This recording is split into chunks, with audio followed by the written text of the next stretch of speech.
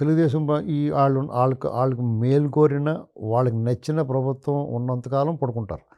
ఆ ప్రభుత్వం దిగిపోయిన వెంటనే ఆ దిగిపోతా వాళ్ళు చెమ్ముడు నీళ్ళు తీసుకు చల్లుతారు వాళ్ళ మీద. అప్పుడు లెగుతారు.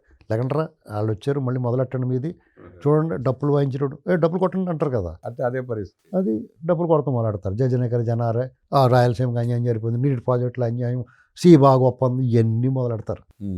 ఏంటండి అసలు ఇది విని విని విని చికాకు వస్తుంది. అక్కడ అంత అన్యాయం చేస్తుంటే జగన్మోహన్ రెడ్డి నమ్మక ద్రోహం చేసిండు. చేతులు దాని గురించి మాట్లాడరు ఎవడన్నా. కేసీఆర్తో కొమ్మకైపోయాడు. రాయలసీమ రత్నాలసీమ చేస్తాడు. ఏం చేసాడు ఏంటండి? అవాడే ఆపేశాడు జగన్మోహన్ రెడ్డి. ఏంటండి కేసీఆర్ మాటిని మొత్తం మీద ఇవేమి తెలంగాణకు ప్రయోజనం కలగాలని కాదు, కిందకెళ్ళి నీళ్లు వాళ్ళు ఏం చేసుకుంటే వీళ్ళకి ఏం నష్టం అండి. ఊరికే ఈ నీటి జగడాలన్నీ కూడా దుర్మార్గం అండి.